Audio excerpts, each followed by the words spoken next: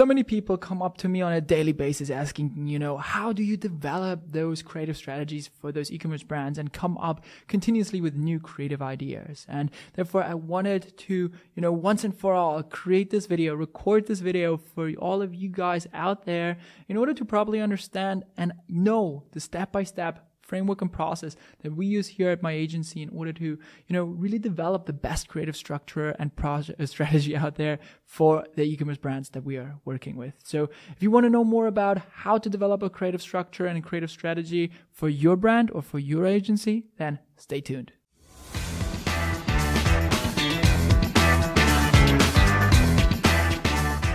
Hey ladies and gentlemen, and welcome back to another video here on my channel. For those of you who don't know me yet, my name is Victor and I am the founder of Victory Media, a boutique Facebook marketing agency that exclusively works with e-commerce brands to help them scale their Facebook ads and scale their revenues for their brand. So, and obviously a major part for everybody that has been advertising on Facebook or any other type of paid social platform for the last couple of years is creative. Creative is king, and media buying has essentially become automated and will become automated over the next year or two, in my opinion at least. And therefore creative is pretty much the majority of our work, right? Developing a creative strategy, making sure that we execute upon that, creating our graphic design, creating our creatives, and then also launching them and gathering our feedback and takeaways. It's really, really crucial for us always when we onboard a client to develop a bulletproof creative strategy so we are all aligned and know what we're doing, why we're doing what we're doing, and for us to also properly understand what their consumers want to see and what creatives perform the best. So therefore, we always go through an extensive research phase when we onboard a new client that then kind of really all plays into developing this creative strategy. However, when you really boil it down, it comes back to, I think it's like a 5 or 6 step framework and process that, you can follow step by step. And I wanted to, completely lay this out for you right here in this video. And we're going to go through all of that. And if you watch until the end of the video, you will actually understand what it takes to develop a creative strategy. And at the end, I will really go ahead and share with you the 3 creative strategies that we 5 creative strategies. I just took a look at my notes. 5 creative strategies that work the best for us always when onboarding a new account. And either way, if you want to know more about how to grow an e-commerce brand with the help of Facebook ads and paid social creative, then feel free to hit the subscribe button right below this video. And every Thursday, I'm releasing a new video of what is going on within my agency, how we are managing our accounts, sometimes from a media buying perspective, sometimes from a more e-commerce strategy perspective, and sometimes with things like that, how to develop a creative strategy. Now, I've been talking already for a minute. Without any further ado, let's hop straight into it. So the first thing that we do when it comes to developing a creative strategy and when onboarding a new client is always taking a look at the past in order to predict the future. And that is analyzing what has been working well in the past and what can we replicate in order to really have success right from the get-go. Obviously, sometimes ad accounts have already been performing, well, or at least at a decent performance for a certain amount of time. Sometimes ad accounts have not really been spending a lot of money in general, right? And therefore, depending on the amount of money that you've already spent, this is something that comes rather, like it's easier for you, or sometimes something that, you can't really rely upon. If you have not spent $1 on Facebook yet, then feel free to skip a minute or two ahead. But either way, I would recommend you watching through that minute and investing that for you to understand what we are looking for. So the first thing that I do then always is kind of take a look at the maximum time frame here for this ad account. It's just above a year, and I'm going to, under the add creative tabs for all campaigns, I am filtering all creatives by amount spent. So amount spent usually indicates the best amount of performance, statistical significance, yada yada yada. Sometimes obviously creatives that have spent less, they will have, a higher performance from a click-through rate as well as from a return perspective, but they're then usually not as statistically significant. And, rule of thumb is always Facebook spends the most money on the creatives that are performing the best, and Facebook always has more data than you as an individual media buyer. So therefore, I'm always, first of all, sorting every creative by amount spent, taking a look at, okay, what are the creatives that have spent the most right here. Then I take a look at our click-through rate. Okay, what are the things that have performed super well from a click-through perspective, what has been super engaging, and then also from a conversion rate. Okay, like for example, this creative here, right, is something that has performed super well from a conversion rate perspective, right? It's not necessarily something that grabs a lot of people's attention, but definitely what we've been conveying, the feature sets, and the product that we have been conveying in this ad creative has definitely converted a lot of people from the people that have come through the door there.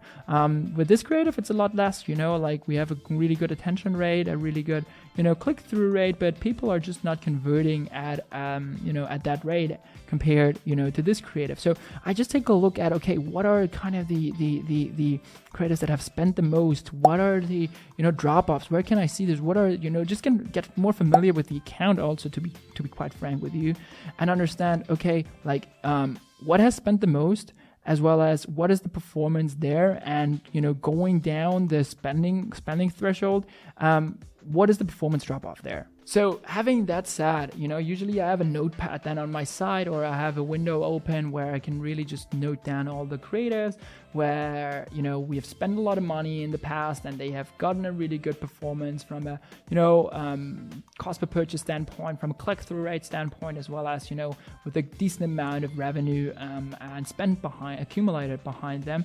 And then I asked myself, okay, what happened with those, what was in those best performers, right? And compare those with the creatives that have not spent so much or that have underperformed from a click-through perspective. So I can really kind of allocate or put those two, like those creatives, into like some form of camps of like best performers, worst performers, and really go ahead, okay, like this is something that has performed super well in the ad account, and then this is something that has not performed super well in the account, without any type of interpretation, right? Just kind of pure analysis, and this is A, this is B, this is C, this is D, and then in the next phase, right, when I have really jotted down a couple of creatives, I've gotten more familiar with the different ad creatives that have performed super well, I really go ahead and go into the analysis phase, right, and interpret of like, okay, what are the things that have worked super well, and what are the things that have not worked super well, and why have they worked super well? What is the creative format? What were the angles, right? Was it a video that has performed just, on average, always a lot better than an image, right? What type of angle was it, right? What type of creative concept was it, right? What type of hooks have we been using, right? Things like that, for me to get a little bit better of an understanding, where can we, restart our efforts and improve our winners and really replicate our successes going into the future, because this is the lowest hanging fruit, as well as give me, a really good overview of what is working with actionable and real data that is tangible and that we can that we have direct access to. Now, that was the first part, really taking a look at your previous past paid social performance and what has been working from a creative standpoint. The next thing that I then always go ahead and do in order to develop a creative strategy is take a look at it, at the brand from a, qualitative and quantitative, approach. What does that mean? Pretty much in clear English, it means that I'm taking a look at the reviews as well as the competitor reviews and what are the customers really saying in general. So I take a look at their review section. I take a look at their general kind of customer feedback. And there are essentially two layers of that, and let's hop straight into it for you to kind of understand what do I mean by that. So here we are with just one D2C brand that I really like to take a look at, which is Mod & Bow.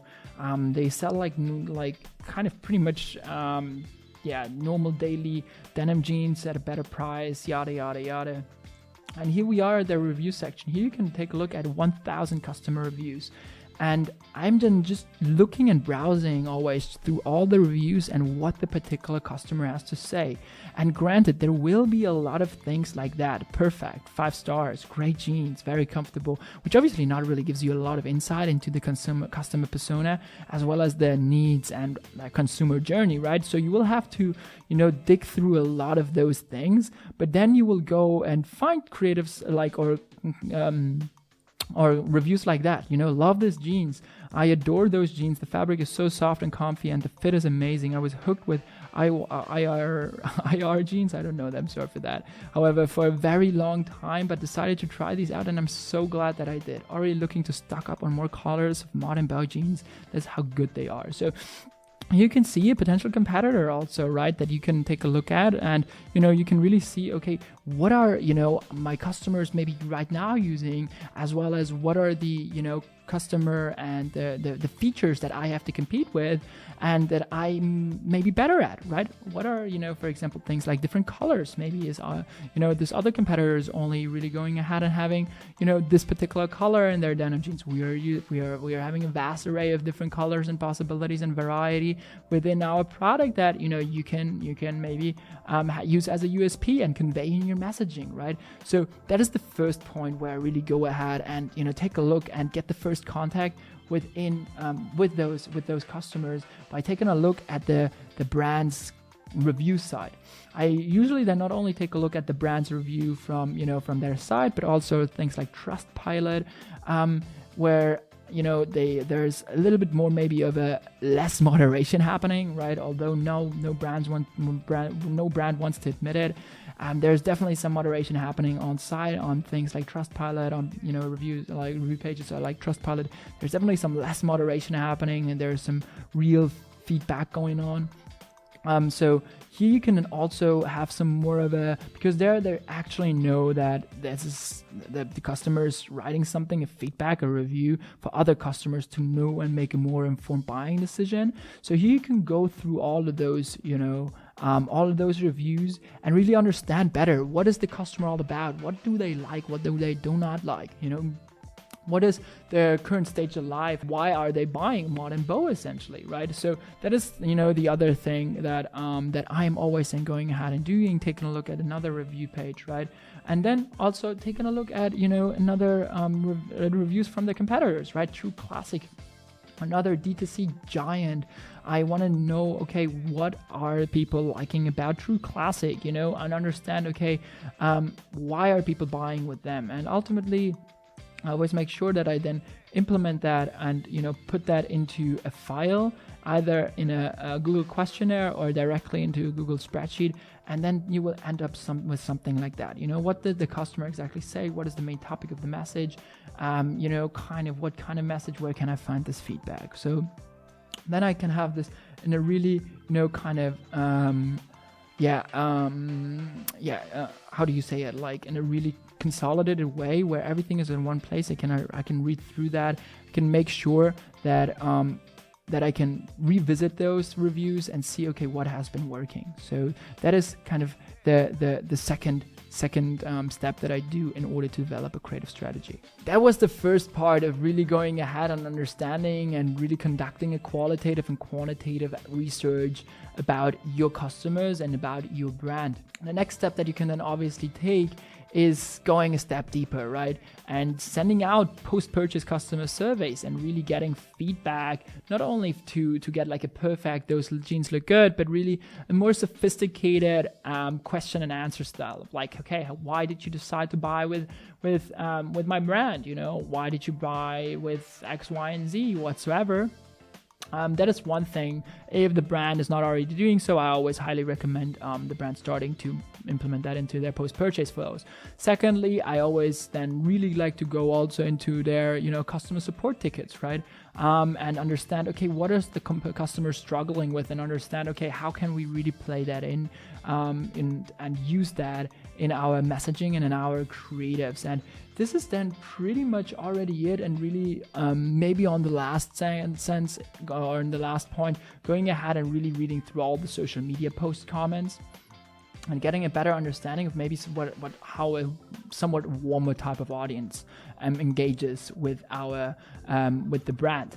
So those are essentially like the steps that I take in order to really get a really thorough understanding of our customers, which is understanding of like reading through the customers, through the brand's reviews, reading through competitor brands reviews, then taking a step further and making sure that we have a post-purchase survey established, then going ahead and reading through customer support tickets, and then last but not least reading through organic social post comments, or also ad comments.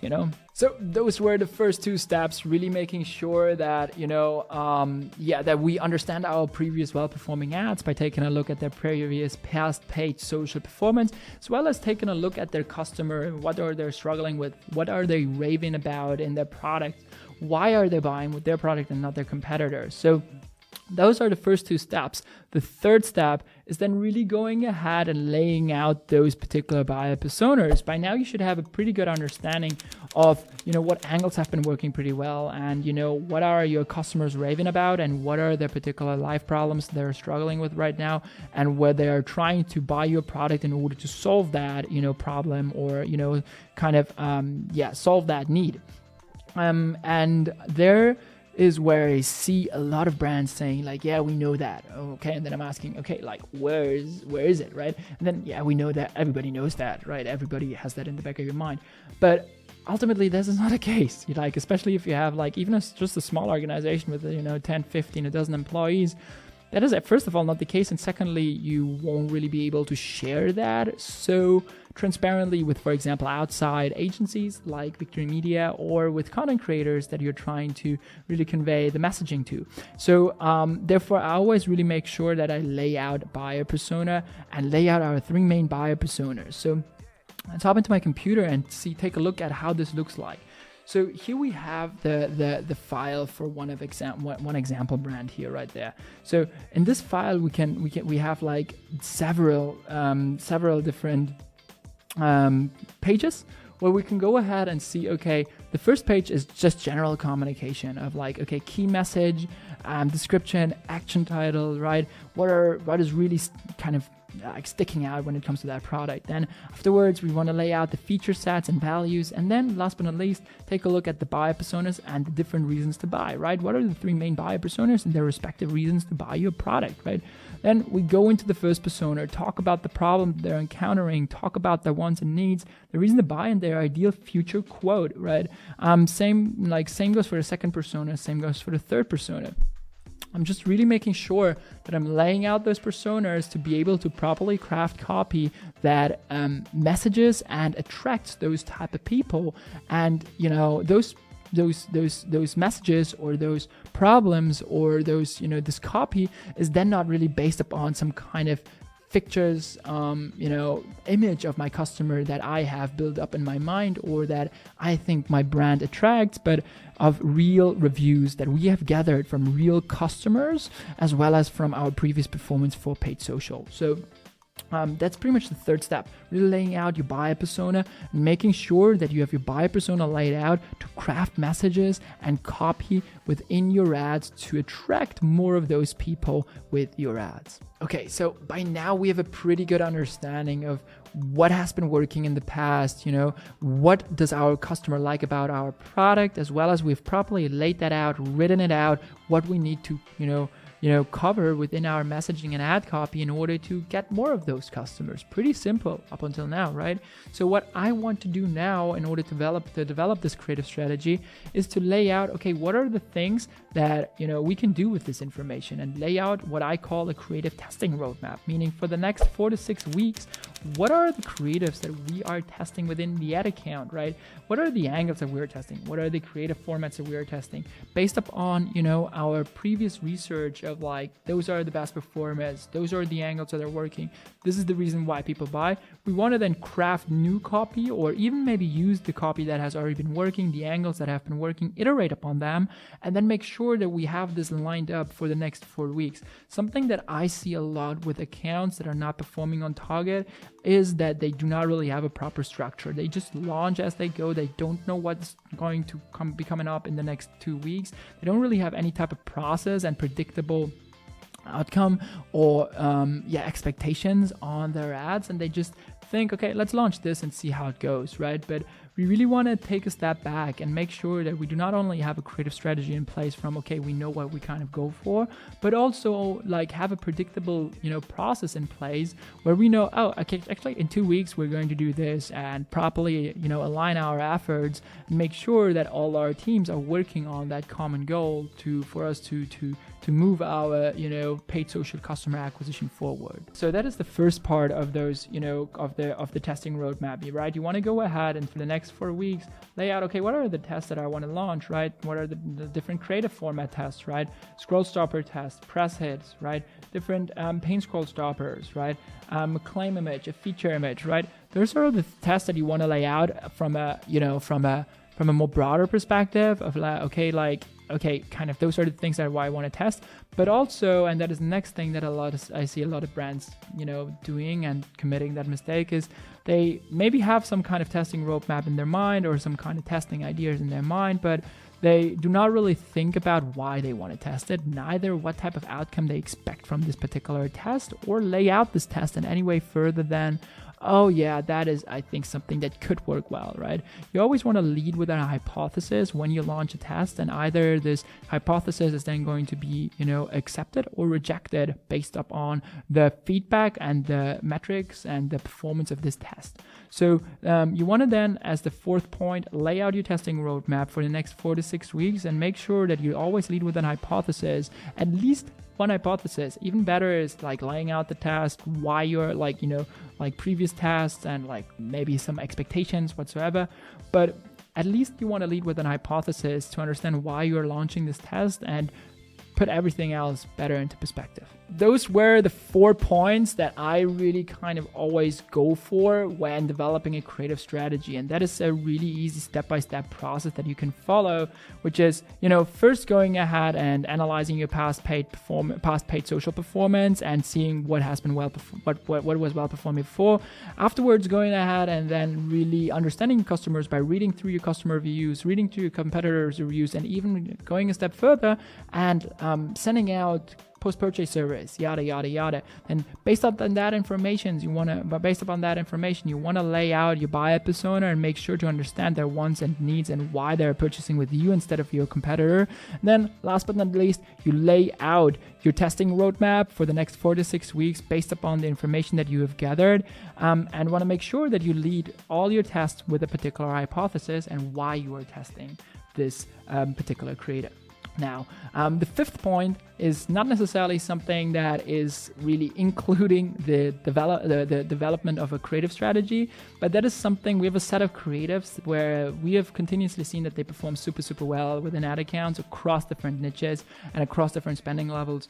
And therefore, there is a certain set of creatives that we always like to test first within the ad account, or like this type of creative concept, let's call it like that. We like to test first because this is just something that tends to perform pretty well on Facebook or Instagram like right now, as well as, this kind of is in trend. So let me quickly share those like 5 creatives with you. And the first one is 3 reasons why UGC, really quickly talking about the 3 reasons why, from a customer perspective, why they've bought with you, or like really showcasing and conveying your feature sets, your benefits. 3 reasons why I love Lumen Skincare, yada yada yada. 3 reasons why I love Lush eyelashes.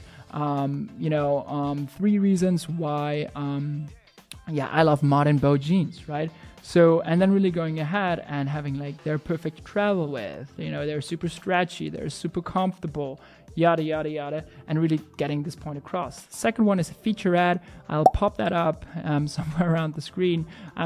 Pretty simple, either lifestyle or product footage in general from your product, and going ahead and having a couple of features or benefits that come with your product. Pointed out there. It's a super, super simple and straightforward image. You can usually do that within Canva, and it looks super sick. So third one is problem solution, going ahead, leading up with a problem that your target audience is currently facing, and then your product is really going there as the solution and really making sure that you provide the solution to the problem that they're struggling with right now. fourth one, especially for fashion and kind of a little bit more of a younger target audience, kind of creative, and that is TikTok made me buy it, right? There's this trend happening on TikTok with the hashtag TikTok made me buy it, where, as TikTok is a discovery platform where, it started off as an organic trend, like TikTok made me buy it, where they've, organically found products on TikTok, and they want to share that with you. And then, they showcase a particular product and how it feels, how it looks, yada, yada, yada. And then the fifth one is pretty similar to that, but unboxing or just generally product-focused ad, where you do not really think about too much about, your customer. Obviously you do, but, not too much of like, oh, I am sharing that from a customer perspective, but like, you're actually sharing your product as a brand. That does not mean that you just have some generic product footage on there, but you open your box, or like, you open your package and you like talk about how it solves some type of problem, why is it better than other products. So those are the 5 ads that I would go ahead and that we always like launch within an ad account when we start off, if we do not really have any previous best performance, which is again 3 reasons why UGC: features ad, problem solution ad, TikTok made me buy it ad, as well as unboxing or product focused ad. So with that being said, I think I've been talking for quite some while. I hope it was helpful though. This is essentially how I develop all the creative strategies and have developed all our clients' creative strategies over the course of the last year or two.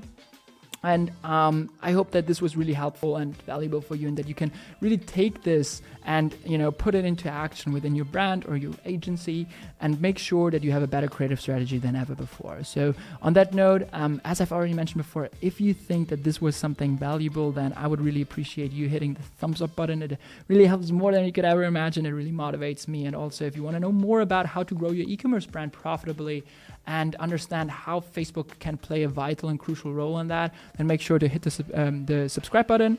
And every Thursday, I'm coming up with a new video talking about those, cool little tricks and strategies, and how we are scaling our accounts at my agency. Now, without any further ado, thanks for watching this. I really appreciate it, and talk to you soon.